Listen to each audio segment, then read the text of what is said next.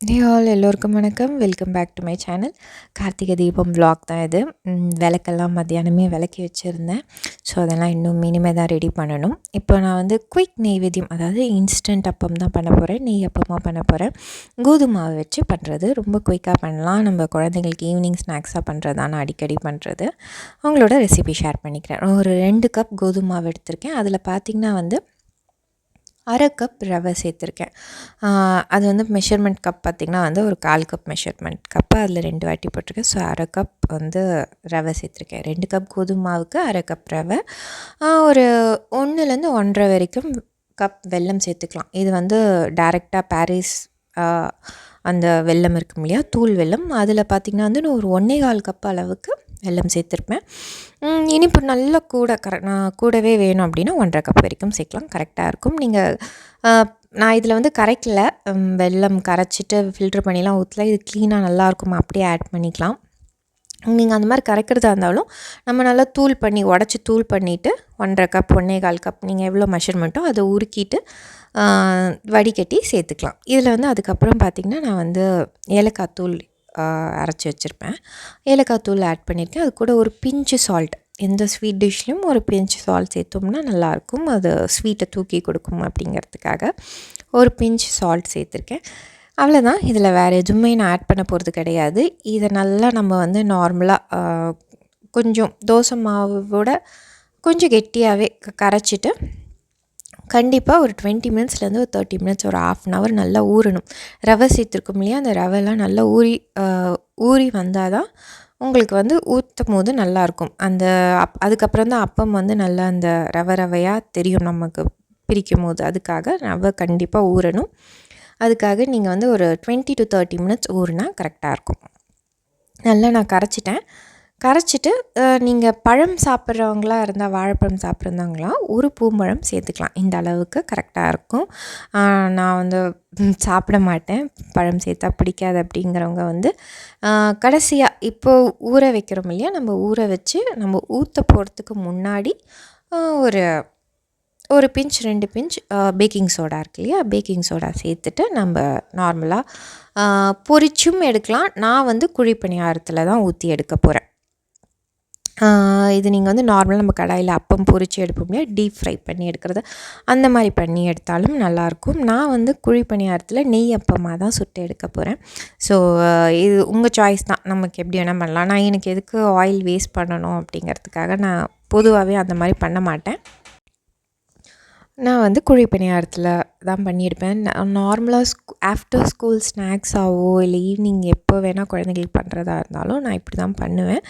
நல்லாயிருக்கும் இது evening quick snacks and healthy snacks கூட. இதே வந்து மைதா மாவுலேயும் பண்ணலாம். மைதா மாவில் பண்ணால் இன்னும் கொஞ்சம் நல்லா உப்பி வரும், சாஃப்டாக இருக்கும் அப்படிம்பாங்க. நான் வந்து மேக்ஸிமம் மைதா மாவில் பண்ணதே கிடையாது, கோதுமை மாவில் தான் பண்ணியிருக்கேன். நல்லாயிருக்கும் கோதுமை மாவில் பண்ணாலே. ஸோ அவ்வளோதான், ஒரு பிஞ்ச் இப்போ நல்லா ஊறிடுச்சு. நான் வந்து கரைச்சதே பார்த்திங்கன்னா கொஞ்சம் நம்ம வந்து லூஸாக கரைச்சிட்டு ஊற வச்சோம்னா அது ஊறினதுக்கப்புறம் இந்த மாதிரி கெட்டியாக கரெக்டாக இருக்கும் கன்சிஸ்டன்சி. இல்லைனா நீங்கள் கன்சிஸ்டன்சி நான் ரவை ஊறினதுக்கப்புறம் இன்னும் கொஞ்சம் நல்லா கெட்டியாகிடும், அது தண்ணியெல்லாம் அப்சார்ப் பண்ணிக்கும் இல்லையா, நீங்கள் அந்த கன்சிஸ்டன்சி பார்த்து அப்புறமா கூட நீங்கள் தண்ணி ஊற்றி கரைச்சிக்கலாம். ரொம்ப கெட்டியாக ஆயிருந்தா, நான் கரைச்சது வந்து கன்சிஸ்டன்சி ஊறினதுக்கப்புறமும் கரெக்டாக இருந்தது. நான் ஒரு 2 பிஞ்ச் மாதிரி பேக்கிங் சோடா சேர்த்துருக்கேன். அதுக்கப்புறம் நெய் அப்பம் மாதிரி பண்ணாலே ரொம்ப நல்லாயிருக்கும். நெய்யில் பொரித்து எடுக்க முடியாது, அதுக்கு நம்ம வேஸ்ட் பண்ண முடியாது இல்லையா, அதை நான் வந்து குழி பணியாரத்தில் நான் நெய் தான் விட்டுருக்கேன். நல்லாயிருக்கும் அப்படி பண்ணால். அதுக்கப்புறம் நார்மலாக குழி பணியாரம் எப்படி ஊற்றி எடுப்போமோ அதே மாதிரி நான் ஊற்றி எடுத்துக்கிறேன்.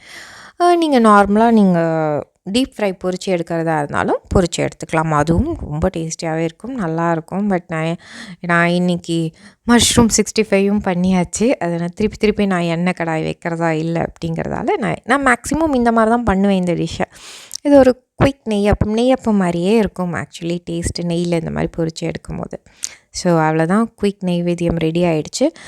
ஒரு 2 நிமிஷம் நம்ம மூடி போட்டு வேக விடணும். அதுக்கப்புறமா திருப்பியும் விடலாம். நான் வந்து எப்படி சொல்கிறது, இது வந்து நான்ஸ்டிக் ரொம்ப தக்கையாக இருக்குன்றதால திருப்பி எப்படி சொல்கிறது, கடாயே வந்து நான் திருப்பி வைப்பேன். ஏன்னா ஒரு நடுவில் மட்டும் சீக்கிரமாகிடும், சுற்றி வந்து ஒரு பக்கம் ஆகும் ஒரு பக்கம் ஆகாது, அந்த மாதிரி ஒரு ஃபால்ட் இருக்குது. மோஸ்ட்டாக நான்ஸ்டிக்கில் வர்றதுல வந்து இந்த மாதிரி தக்கையாக இருக்குது அப்படிங்கிற ஒரு இஷ்யூ இருக்குது.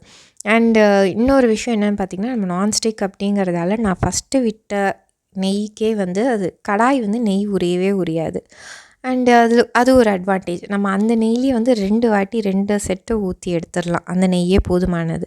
ஏன்னா கடாயும் எண்ணெய் நெய் உரியும் போது தான் நம்ம நிறைய செலவாகிற மாதிரி இருக்கும். இதில் அந்த பிரச்சனை கிடையாது. அண்ட் இதெல்லாம் வந்து நம்ம நான்ஸ்டிக்கில் தாராளமாக யூஸ் பண்ணலாம். ஏன்னா எப்பயாவது இந்த குழிப்பணியாரம் ஊற்றணும் அப்படிங்கிறதுக்காக மட்டுமே எடுக்கிறது. மாதத்தில் ஒரு 2 வாட்டி எடுப்போம், அவ்வளோதான். ஸோ அதனால் இதெல்லாம் நம்ம நான்ஸ்டிக்கில் யூஸ் பண்ணுறது என்னை பொறுத்தவரையும் எனக்கு ஓகேவாக இருக்குது. ஆனால் பட் அடுத்து நான் திருப்பி இதே நான்ஸ்டிக்கில் இன்வெஸ்ட் பண்ணி வாங்க மாட்டேன். பட் இது உழைக்கிற வரைக்கும் இதை மாற்றுறதா இல்லை. நான் முன்னாடி குழிப்பணியாரம் ரெசிபி பண்ணும்போது சொல்லியிருக்கேன், இனிமேல் வாங்குறதா இருந்தால் யாரும் இதை வாங்காதீங்கன்னு தான் பெட்டர். அண்டு அவ்வளோதான், நான் ரெடி ஆகிடுச்சு. நான் வந்து நெய்வேத்தியமாக இன்றைக்கி குழிப்பணியாரம் அது அப்பம் மட்டும்தான். அப்பம் அப்புறம் வெத்தலை பாக்கு வாழைப்பழம் வச்சு இன்றைக்கி சாமி கும்பிட்டேன். இது என்னோடய நெய்வேத்தியம் பண்ணுறதுக்கான தட்டு நான் ரெடி பண்ணிகிட்ருக்கேன்.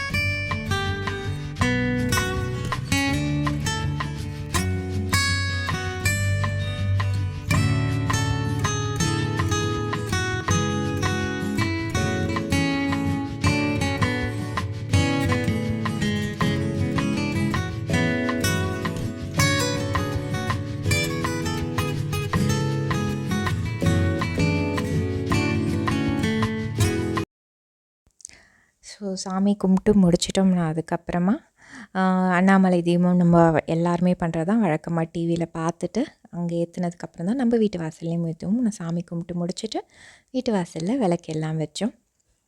பாப்பா எனக்கு ஹெல்ப் பண்ணிகிட்டு இருந்தா, ஆஸ் யூஷுவல் சின்னவ தான் ஹெல்ப் பண்ணிகிட்டு இருந்தா.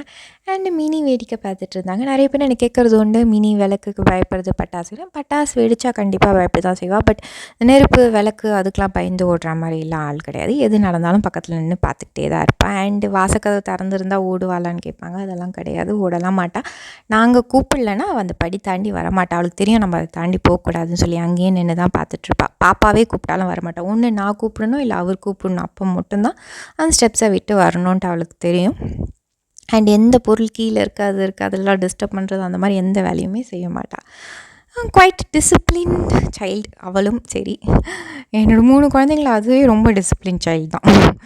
அண்ட் பாப்பா தான் கூப்பிட்டு அங்கே உட்கார சொல்கிறேன். நான் சொன்னதுக்கப்புறம் தான் உட்காருவா. அதுக்கப்புறம் நான் உள்ளே போக சொல்லிட்டேன். அண்ட் இந்த ஷார்ட் வீடியோ அண்ட் ரெசிபீஸ்லாம் உங்களுக்கு பிடிச்சிருந்தா கண்டிப்பாக சப்ஸ்கிரைப் பண்ணி சப்போர்ட் பண்ணுங்கள். தேங்க்யூ ஃபார் வாட்சிங்.